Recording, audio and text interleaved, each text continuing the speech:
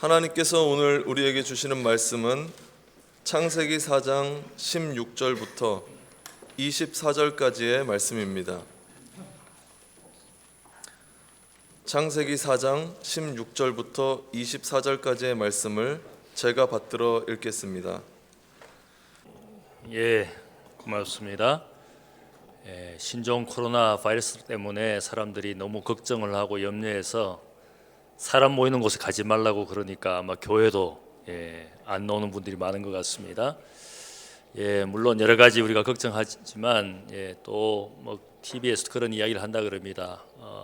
방역을 최대한으로 해야 되겠지만 안 되는 그런 지금 상황에 올 수도 있고, 이제 중요한 것은 우리 스스로가 몸을 청결케 하고 또 이렇게 면역력을 길러야 되지, 접촉하지 않고 보지 않고 만나지 않고 그게 한계가 있지 않겠습니까? 그래서 너무 걱정하지 말고, 또 보니까 중국에서 많이 사람들이 죽는데 시설과 환경이 미비한 곳에서 지금 사람이 죽고 있는 것이고, 한국이나 또 다른 여러 나라에서는 아직까지 사망자가 나오지 않는다는 것은 병원에서 치료를 잘 받고 또 면역을 기르면 죽지는 않는다는 겁니다. 이제 시설과 환경이 중국 쪽에서 아무래도 시골에 있는 그쪽 지역에서는 치료를 잘 받지 못하니까 사람들이 돌아가시는 분이 있는데 너무 염려하지 말고, 그래서 아까 일부 예배를 마치니까 그런 이야기를 한다 그럽니다. 목사님, 악수하지 않았으면 좋겠습니다. 그래서 저도 가만히 생각을 해보니까 그래야 될 것 같네요. 보니까 너무 걱정을 하시는 것 같으니까 눈으로만 인사하고, 원치 않으면 악수를 안 하겠습니다. 이해를 서로 하고 그렇게 우리가 몸을 또 잘 관리를 하시면 좋겠습니다. 우리 이 땅과 또 세상을 위해서 기도를 많이 해야 될 것 같습니다. 신약 성경 후반부에 나오는 서신들을 흔히 일반 서신이라고 부릅니다. 그 이유는 편지를 받는 수신자가 특정 교회나 특정 사람을 대상으로 한 것이 아니라 일반 성도로 이 편지를 전해서 권면하기 때문에, 그래서 우리가 일반 서신이라고 부릅니다. 일반 서신의 내용을 보면 교회 공동체 안에서 어떻게 바르게 신앙생활을 해야 될지를 권면하는 말씀이 많이 담겨 있습니다. 특별히 그 권면하는 말씀 중에 반면교사로, 그런 인생이 되지 않도록 반면교사로 소개하는 구약 성경의 한 인물이 있습니다. 그것은 첫사람 아담의 아들 가인이라는 인물을 일반 서신 두 군데서 이야기를 합니다. 요한일서 3장 12절을 보면 가인같이 하지 말라. 저는 악한 자에게 속하여 그 아우를 죽였으니 어떤 이유로 죽였느냐. 자기의 행위는 악하고 그의 아우의 행위는 의롭기 때문이라. 이렇게 가인에 대해서 소개를 합니다. 형제를 시기해서 죽음에 이르게 한 비정한 형 가인의 이야기를 반면교사로 이야기합니다. 사랑을 실천하지 못하고 미움으로, 정오심으로 결국 죽음에 이르게 한 형제의 이야기로 가인을 말하고 있습니다. 유다서 1장 12절을 보면 화했을진저 이 사람들이여 가인의 길에 행하였으며 싹을 위하여 발람의 어그러진 길로 몰려갔으며 고라의 폐역을 쫓아 멸망을 받았도다. 하나님의 뜻을 거역한 구약의 세 사람의 악인을 이야기합니다. 가인과 발람과 고라라는 이 성경의 이야기 중에 나온 한 세 사람의 악인 이야기를 여기에 예를 들고 있습니다. 특별히 가인의 길을 답습하는 어리석은 믿음의 이단자를 유다서가 특별히 경계를 하도록 말씀합니다. 유다서에서 말씀하는 이들은 교회를 어지럽히는 가만히 들어온 사람, 꿈꾸는 사람, 비방하는 사람, 이성 없이 짐승처럼 본능적으로 행하는 믿음의 이단자를 특별히 교회 신앙생활에서 경계해야 될 사람들로 소개를 하고 있습니다. 가인의 길을 가는 사람, 이 가인의 길의 인생이 어떤 인생인지를 창세기 4장에서 이 가인의 이야기를 통해서 우리가 생각을 해보게 됩니다. 첫 번째는 가인의 길은 자신만 생각하고 사는 인생의 모습입니다. 창세기 4장에 아담과 하와의 두 아들 가인과 아벨을 이야기합니다. 가인은 농사짓는 농부였고 아벨은 양을 치는 목자였습니다. 세월이 어느 정도 흐른 후에 두 형제가 하나님 앞에 제사를 드립니다. 가인은 곡식으로, 아벨은 양의 첫 새끼로 하나님 앞에 제물을 바쳤습니다. 이야기를 보면 하나님이 동생 아벨의 제사만 받으시고 형 가인의 제물은 받지 않으셨습니다. 왜 받지 않으셨는가? 왜 아벨의 제사만 받으셨는가? 이 이야기에 대해서 여러 가지 이유를 설명하지만 가장 확실한 이유는 히브리서 11장 말씀이 전하는 대로 아벨의 제사는 믿음으로 드린 제사이기 때문에 하나님이 그 제사를 받으셨다. 그 말씀은 반대로 말씀하면 가인은 믿음 없는 제사를 드렸기 때문에 하나님이 받지 않으셨다는 말입니다. 제물의 내용, 곡식이냐 혹은 짐승이냐의 그 내용이 중요한 것이 아니라 이 말씀의 핵심은 그들이 믿음으로 예배를 드렸느냐, 믿음으로 제사를 했느냐, 믿음 없이 드렸느냐, 그것이 관건이라는 겁니다. 우리가 하나님 앞에 1시간 예배를 드릴 때에 여기에 앉아있는 이 1시간도 중요하지만 그러나 이 예배를 드리기 위한 우리의 삶의 모양이 어떠했느냐, 하나님 앞에 믿음으로 한 주간을 잘 살았던 그런 마음과 그런 몸을 가지고 이 시간에 예배를 드릴 때 그 예배가 하나님의 기쁨이 되지 않겠습니까? 몸만 나와 있지 1시간 하나님 앞에 앉아있는 것만으로 되지 않는다는 겁니다. 하나님의 기쁨이 된다는 것은 믿음으로 하나님이 계신 것과 그가 자기를 찾는 자들에게 상 주시는 하나님이심을 믿는 그 믿음이 우리의 삶에 있느냐, 그 믿음을 가지고 우리의 예배를 받으시는 겁니다. 가인은 한마디로 말씀을 드리면 믿음 없는 제사를 드렸습니다. 왜 그가 평소에 믿음 없는 삶을 살았는지 분명히 이야기하는 것은 창세기 4장 6절과 7절의 말씀을 보면 하나님과 가인과의 대화 속에서 그가 평소에 어떤 사람인지를 보여주는 말씀이 있습니다. 여호와께서 가인에게 이르시되 너가 분하여야 함은 어찌 됨이며 안색이 변하는 것은 어찌 됨이냐, 너가 선을 행하면 어찌 낯을 들지 못하겠느냐, 선을 행하지 않으면 죄가 문에 엎드려 있느니라, 죄가 너를 원하나 너는 죄를 다스릴지니라. 이 말씀은 동생 아벨에 대하여 시기하고 그러다가 아벨의 제사만 받으신 그 하나님에 대하여 분노합니다. 더욱 동생을 시기하고 질투합니다. 그런 분노하는 가인을 향하여 주님 하나님이 분명히 말씀합니다. 너는 너의 속에 있는 그 죄의 정욕을 다스려야 된다. 너의 인생을 언제나 이 죄가 삼키려고 마치 너의 인생의 문 앞에 엎드려 있는 것처럼, 마치 우는 사자처럼 그의 인생과 영혼을 지배하기 위해서 늘 엎드려 있는데 너는 그 죄를 다스려야 되는 인생이다. 너는 선을 행치 않은 인생, 믿음 없는 인생으로 살고 있다. 그의 가인의 삶에 대하여 하나님이 말씀하고 있습니다.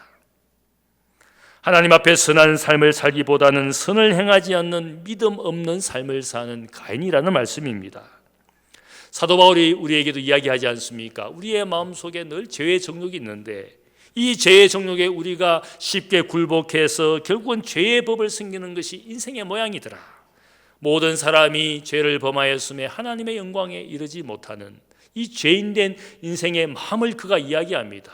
우리의 마음에 늘 선을 행하고자 하는 마음과 악에 굴복하는 그런 정욕의 마음이 늘 이 인생이라는 마음밭에서 늘 싸우고 있는데, 가만히 보면 결국은 죄의 법을 숨기는, 원하는 바 선은 행하지 않고 원치 않은 악을 행하는 그 악의 권세에, 죄의 권세에 굴복하는 우리 인생이라고 바울이 한탄하지 않습니까?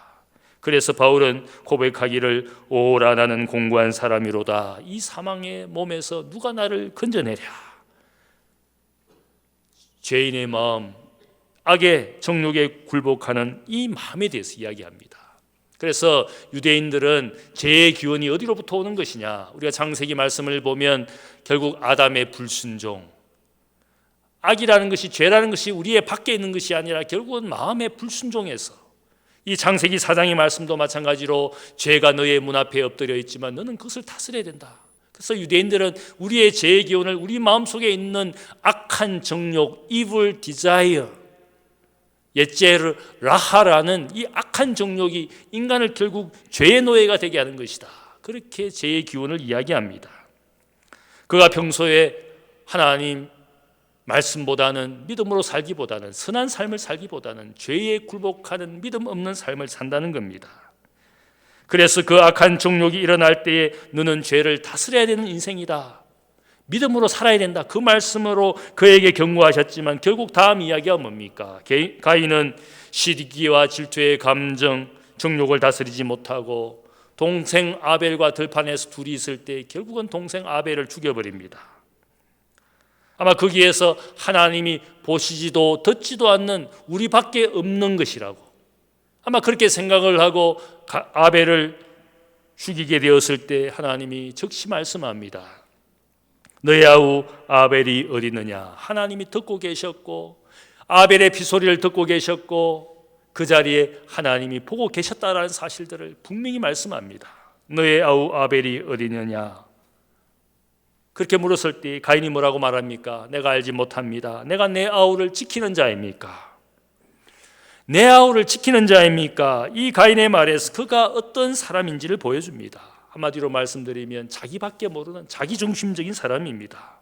동생 아벨의 안위나 동생의 미래에 대해서 별로 관심이 없습니다. 이웃의 다른 사람의 존재에 대해서 별로 관심이 없습니다. 언제나 자기가 중요한 사람입니다.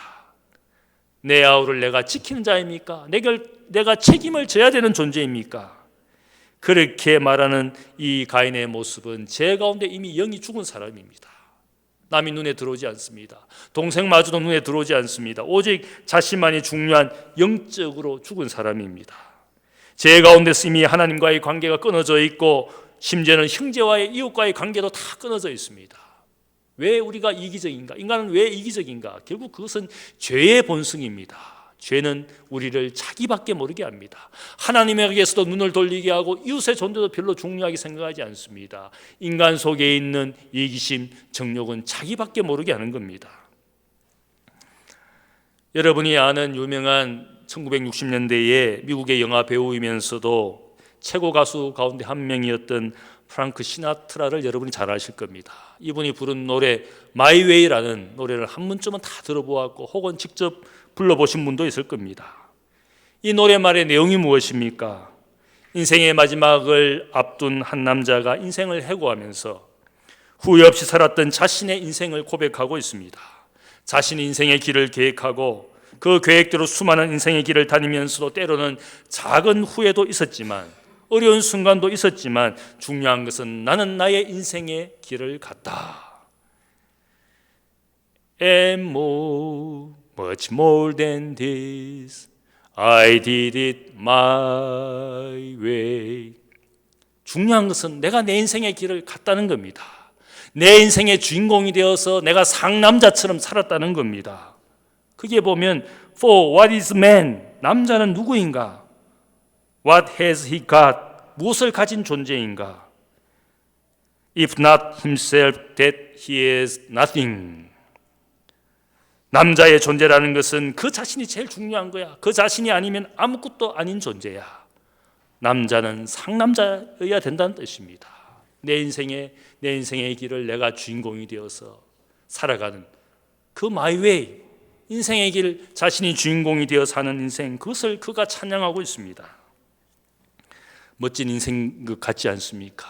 내가 계획하고 내 인생의 길을 주인공으로 살았다. 멋있다. 나도 저렇게 살아야지.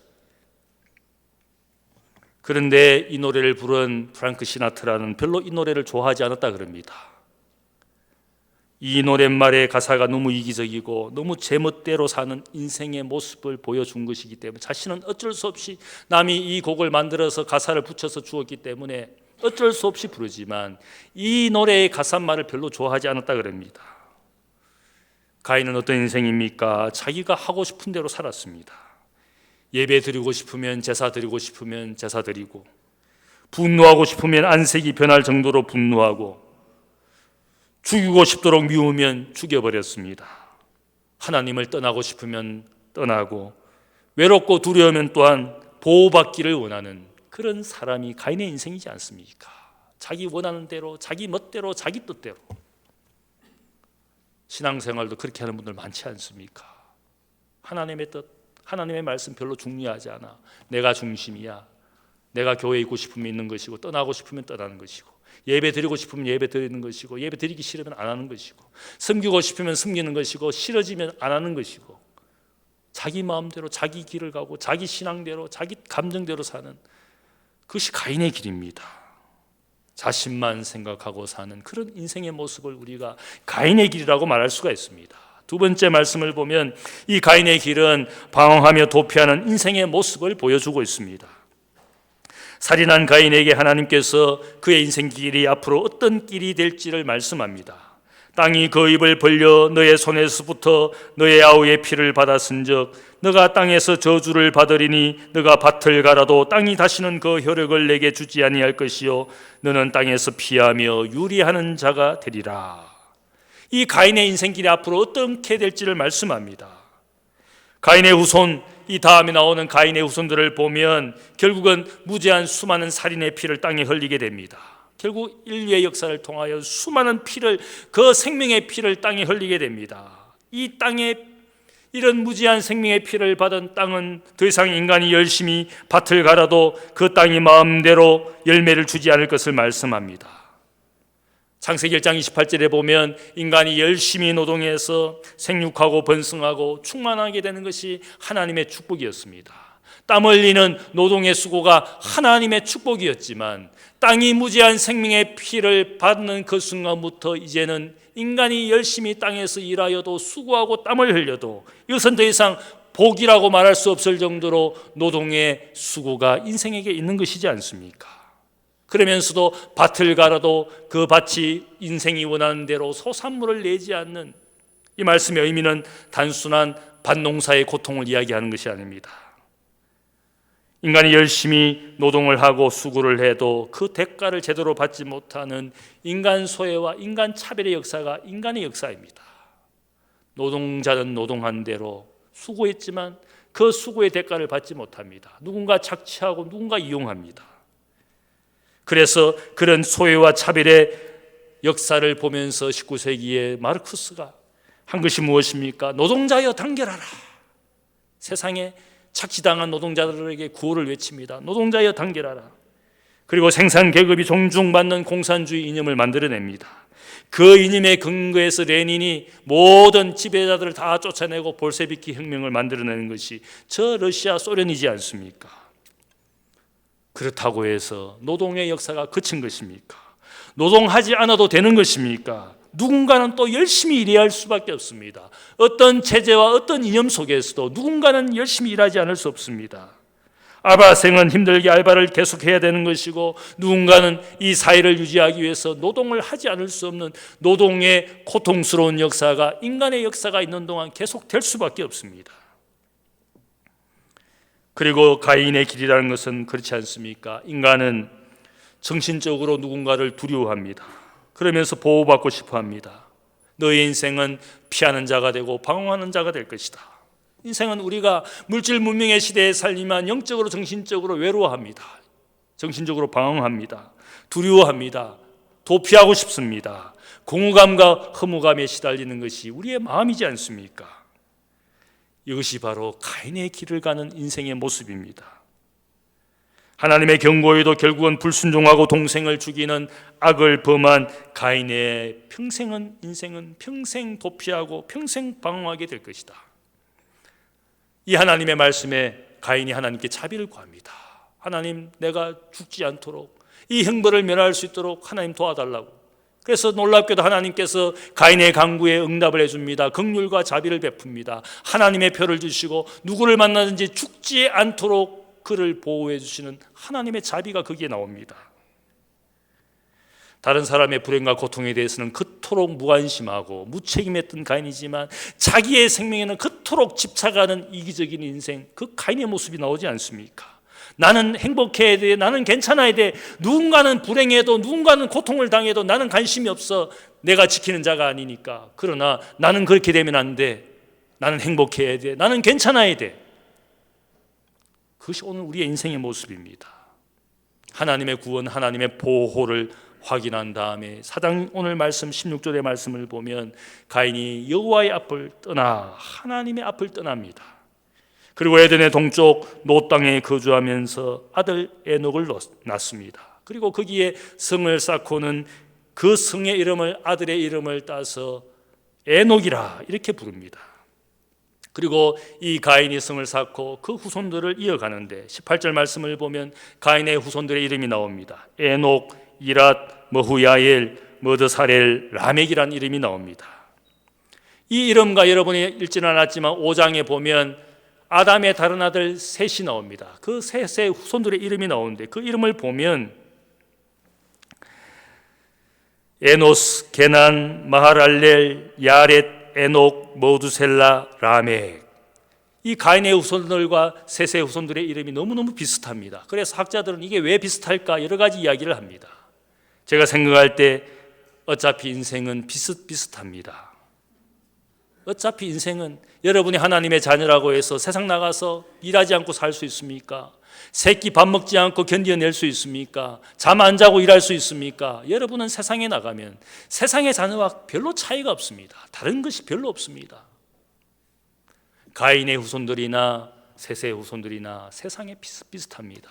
다른 것은 가인의 길을 가고 있느냐 아니면 믿음의 길을 가고 있느냐 그것이 다를 뿐이지 우리의 겉모양은 우리의 이름은 비슷할 뿐입니다. 우리는 그런 존재라는 겁니다. 사장의 다음 이야기를 보면 가인의 5대손 라멕의 이야기가 거기에 나오고 있습니다. 이 라멕은 두 아내 아다와 실라를 통하여 세 아들을 낳습니다. 세 아들의 이름이 무엇입니까? 야발, 유발, 두발. 발시 형제들입니다. 발자를 돌림자로 가지고 야발, 유발, 가발이 아니라 두발. 이 세 아들의 이야기를 보면 야발은 가축 치는 자의 조상이 되었다 그럽니다. 유발은 수금과 퉁소를 잡은 음악가의 조상이 됩니다. 두발 가인은 구리와 쇠를 만드는 철을 만드는 장인의 조상이 됩니다. 저는 이 세 아들의 이야기가 결국은 도시를 만들고 문화와 문명을 만드는 사람들의 이야기입니다. 가인의 후손은 방황과 도피라는 하나님의 형벌을 피하려고 나름대로 인간이 노력했다는 겁니다. 인간이 보호받고 방황하지 않고 정착하기 위해서 그들은 도시와 성읍을 건설합니다. 그 성읍 안에서 문화와 문명을 만들어냅니다. 방황과 도피하는 인생 되지 않도록 인간은 스스로 지혜와 능력을 발휘합니다. 그 성읍 안에서 목축을 하고 보호를 받고 거기에서 음악을 만들어냅니다. 거기에서 철과 구리로 쉽게 땅을 밭갈 수 있는 농기구를 만듭니다. 쉽게 노동해서 쉽게 얻을 수 없도록 하신 하나님의 형벌을 면해 보려고 철기구를 가지고 농기구를 만들어서 더 많은 땅으로부터 소산물을 만들고자 하는 노력이 인간의 노력이었어. 그러나 놀랍게도 그 철을 가지고 인간은 앞으로 미래의 잠재적이 적이 될 줄도 모르는 이웃을 죽일 수 있는 또한 무기를 만든 것이 인간의 역사입니다. 자신의 지혜와 능력을 믿고 도시와 성읍을 건설합니다. 거기에 더 이상 방황하지 않고 정착하고 보호받기를 원하는 것이 인간의 노력이었고 역사였습니다.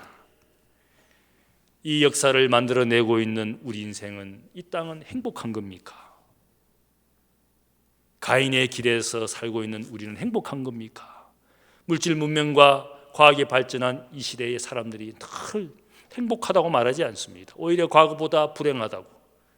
분명히 물질적으로는 풍요롭게 잘 살고 있는데 과거보다 불행하다고 많은 사람들이 한탄하지 않습니까?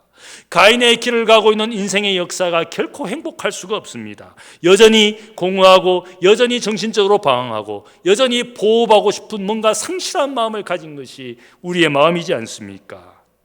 하나님의 앞을 떠나 가인이 살았던 그 놋 땅, 놋이라는 이름은 방황이라는 뜻을 가진 도시 이름입니다. 인생은 여전히 하나님 앞에 하나님의 앞을 떠나는 순간부터 우리는 방황하고 있다는 뜻입니다. 이러한 가인의 인생들을 향하여 시편 49편을 보면 성전 음악가 고라 자손이 이런 인생 가인의 후손 그 인생의 길을 가는 인생들을 향하여 이런 말씀을 전합니다. 시편 49편 1절의 말씀을 여러분이 찾아보시면 이런 말씀으로 시작합니다. 모든 백성들아 들으라. 세상의 거주민들아 모두 귀를 기울이라.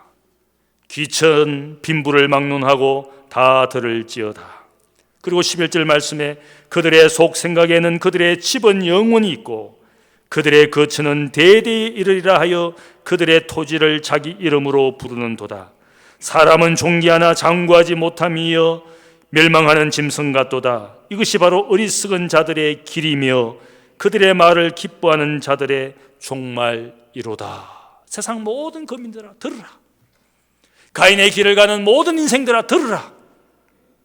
너의 거처에서 너희가 영원히 살 것이라 생각하고 너희들이 소유한 토지를 자기 이름으로 부르지만 너가 소유한 토지, 너가 소유한 재산, 너가 살고 있는 그 도시는 하나님 앞에 영원한 것이 아니다. 우리의 아파트, 내가 소유한 부동산 내 이름으로 다 여러분 등기하지 않았습니까? 영원히 내 것이라고 생각하고 얼마나 부동산 투자 많이 합니까? 노시 가인이 아들을 낳고 자기가 사는 그 성의 이름을 아들의 이름으로 등기했습니다. 에녹이라고. 영원히 자기 자손들이 소유할 성읍이라고 부동산 등기를 해놓았습니다. 그것이 인생의 모양입니다. 그러나 이 시편의 성전음악가는 말하기를 모든 세상의 거민들아 알아야 될 것은 너의 이름으로 토지를 자기 것으로 삼은 그 모든 것들이 결국은 인생은 존귀한 것 같지만 영원하지 못하는 결국은 멸망당해야 될 짐승 같은 존재들이다. 이것이 어리석은 인생의 길에 불과한 것이다. 그렇게 우리에게 이야기합니다.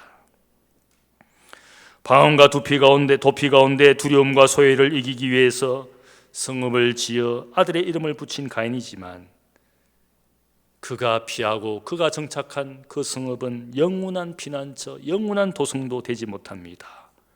이것이 어리석은 가인의 길이라는 사실을 알려주고 있습니다. 세 번째로 가인의 길은 이웃을 향한 미움과 폭력이 더해가는 인생의 모습을 이야기합니다. 인간의 문명과 문화를 만들어낸 세 아들의 아버지 라멕은 어느 날 두 아내 아다와 실라를 불러다 놓고 자신의 살인의 죄를 고백합니다. 23절 말씀을 보면 아다와 실라여 내 목소리를 들으라. 나의 상추로 말미암아 내가 사람을 죽였고 나의 상함으로 말미암아 소년을 죽였도다. 가인을 위하여 벌이 7배일진데 라멕을 위하여는 벌이 77배 일이로다.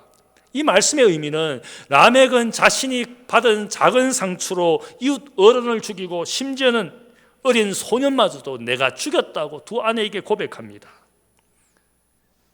자신의 아들 두발 가인이 만든 아마 그 철로 된 무기를 가지고 자신이 입은 작은 상처 때문에 이웃과의 불화 때문에 참지 못하고 어른 아이들 할 것 없이 죽여버렸다는 겁니다. 우리가 도시를 형성하고 문화와 문명을 발전시키지만 인간은 여전히 다른 타인을 말하자면 미래의 잠재적인 적이라고 생각을 합니다. 저 인간이 언젠가 뒤돌아왔을지 몰라. 지금은 좋은 친구 이웃일지 모르지만 언젠가 나의 적이 될 수도 있어. 그런 두려움 때문에 어쩌면 우리는 무기를 만들어 살고 있습니다.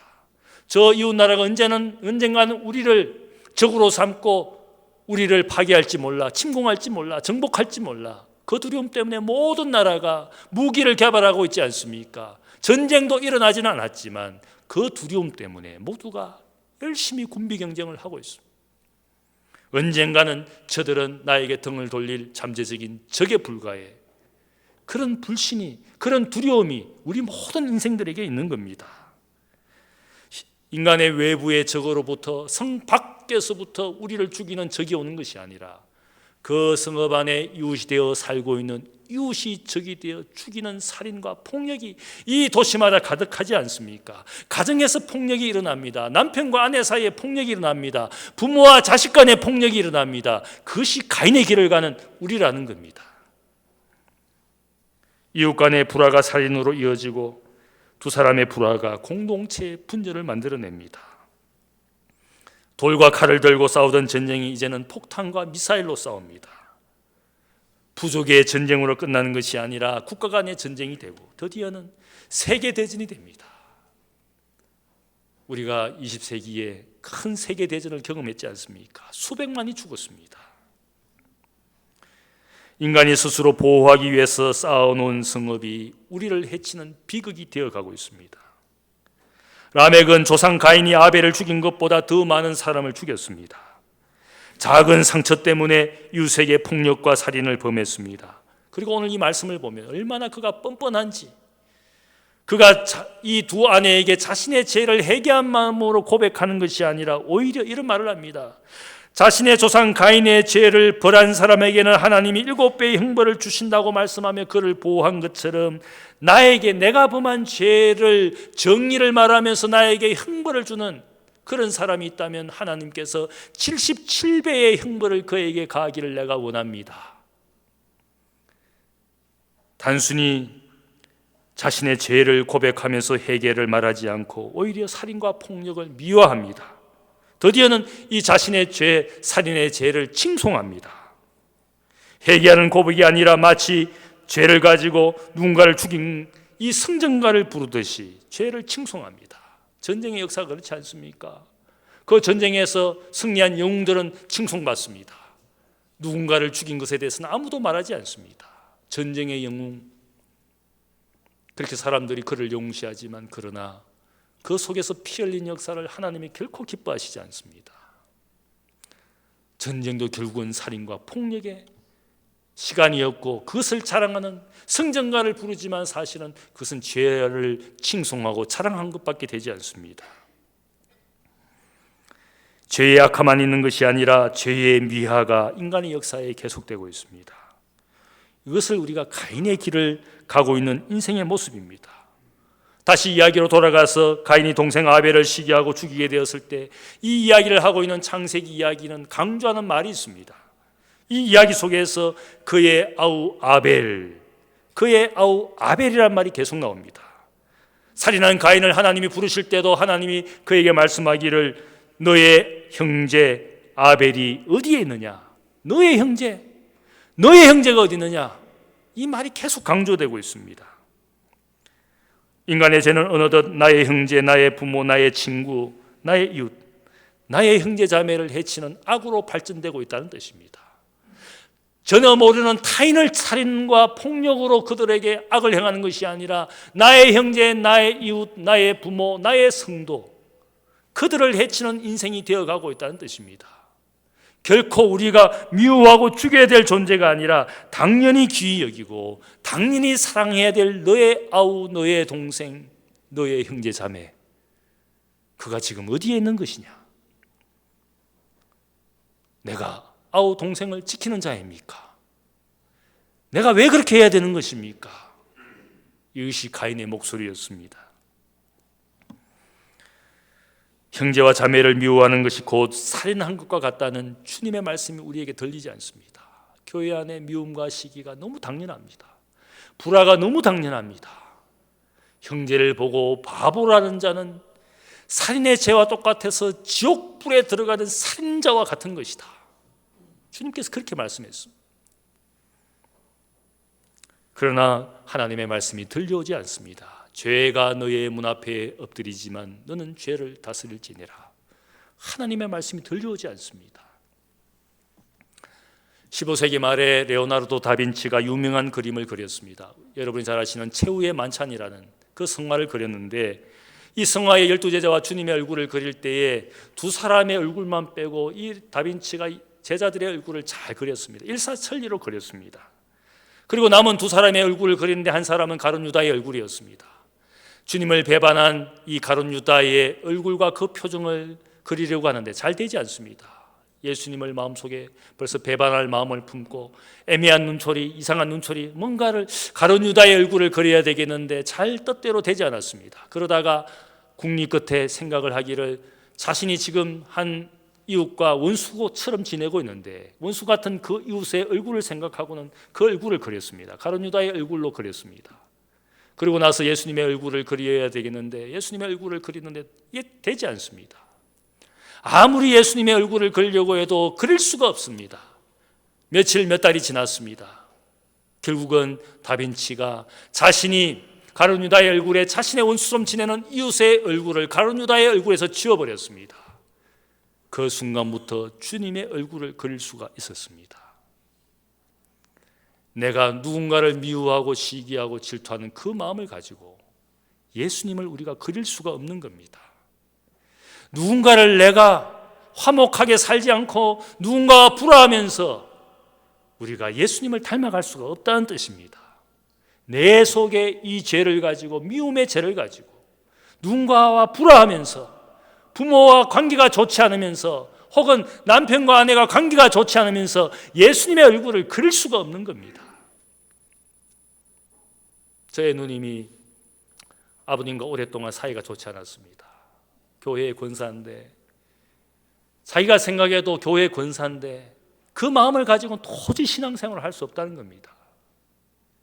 그래서 아버님한테 그런 고백을 합니다. 나는 진짜 아버지가 싫은데 내가 교회 권사이다 보니까 부모와 아버지와 이런 관계를 가지고 도저히 내가 신앙생활을 못하겠습니다. 그렇게 고백하는 것을 제가 옆에서 들은 적이 있습니다. 내가 부모를 제대로 모시지 않으면서 남편과 아내와 불화하면서 어떻게 우리가 신앙생활이 가능한 것입니까? 내가 이 교인 중에 누군가를 미워하면서 내가 어떻게 교사가 되고 어떻게 집사가 되고 누군가에게 봉사할 수가 있는 겁니까? 그것은 되지 않는 겁니다. 예수님의 얼굴을 그리기 위해서, 예수님을 닮아가기 위해서 내 속의 모든 미움과 시기를 거쳐야 되는 겁니다. 그래서 예수님 우리에게 말씀하시지 않습니까? 예물을 제단에 드리려다가 거기서 너의 형제에게 원망 들을 만한 일이 있거든 예물을 제단에 내려놓고 먼저 가서 형제와 화목하고 그 후에 와서 예물을 드리라. 주님 우리에게 무엇을 이야기합니까? 결코 우리가 이 미움, 시기, 다툼을 가지고는 하나님 앞에 예배 드릴 수가 없는 겁니다. 차라리 드리지 않는 것이 낫고 그 모든 것을 내려놓고 봉사도 내려놓고 내가 하는 거 다 내려놓고 무엇부터 해야 되느냐? 형제와 자매를 사랑하는 것부터 해야 된다는 겁니다. 그것이 기독교 신앙의 모든 것입니다. 우리가 하나님의 말씀, 오늘도 사랑하라시라는 말씀을 귀담아 듣지 않고 하나님의 앞을 떠나 가인처럼 나의 상, 나의 문화, 나의 문명 아무리 만들어봐야 내 이름으로 수많은 것을 나의 것으로 만든다 할지라도 결코 우리의 인생은, 우리의 영혼은 편안할 수가 없는 겁니다. 가인의 길을 계속 간다면, 자신의 인생의 길을 계속 간다면 거기에 정착도 보호하심도 구원도 없는 겁니다. 어떤 인생의 길을 가고 있습니까? 죄의 권세에 굴복하지 않고 오직 사랑하라는 하나님의 말씀에 순종하여 살 때 내 마음의 평화가 이루어집니다. 내 삶에 그때 기쁨이 오는 겁니다. 아무것도 가지지 않는다 할지라도 사람 사이에 있는 것이 기쁨이 되는 겁니다. 하나님이 내 인생의 주인이시니까, 그분이 내 삶의 영원한 나라를 나에게 유업으로 주셨으니까 그것을 믿고 사는, 아벨은 죽었지만 의인의 피를 흘렸지만 하나님은 아벨을 말씀합니다. 히브리서 11장 말씀에 보면 의인 아벨은 피를 흘렸지만 그러나 하나님이 말씀하고 있는 의인의 피는 하나님의 모든 것을 증거하는 입술이라고. 의인의 피, 예수의 피가, 그분도 죽임당하셨지만 그분의 그 사랑은 세상을 구원하신 하나님의 역사이지 않습니까? 사랑으로 미움을 이기신, 사랑으로 정오를 이기신 그분이 세상의 구주가 되었습니다. 여러분의 인생에 하나님 주인 되시기를 주님의 이름으로 축복합니다. 사랑의 아버지 하나님 감사합니다. 하나님 아버지, 우리는 늘 하나님 앞에 가인처럼 살고 있습니다. 하나님의 앞을 떠나 나의 이름으로 세상에 무엇인가를 이루기 위해서 그것이 영원히 내 것이 될 것처럼 착각하며 사는 어리석은 인생입니다. 정착하고 보호받고 아버지 거기에서 삶의 기쁨을 누리려고 하는 어리석은 인생들입니다. 하나님 앞을 떠나서 인생의 행복도 기쁨도 없는 줄 믿습니다. 우리가 누군가를 미워하며 시기할수록 우리의 마음에 평안은 없어지고 하나님 안에서 오히려 고통스러운 것이 인생입니다. 하나님 아버지, 죄의 정욕을 이기고 이제는 서로 사랑하는 마음을 회복하여 하나님 안에서 하나님 주인 되시는 인생의 행복이 우리의 가정의 일터에, 교회에, 이 땅에 넘치게 하여 주옵소서. 아버지 하나님, 신종 바이러스로 인하여 온 땅과 세상이 불안해합니다. 하나님, 우리의 생명과 건강을 지켜주옵시고 아플지라도 고통당할지라도 주님 우리 곁에 계셔서 우리를 치료하실 하나님이신 것을 믿습니다. 두려워하지 않으며 세상에 살기를 원합니다. 주의 영광 되게 하여 주옵소서. 감사하며 예수님의 이름으로 기도하옵나이다. 아멘.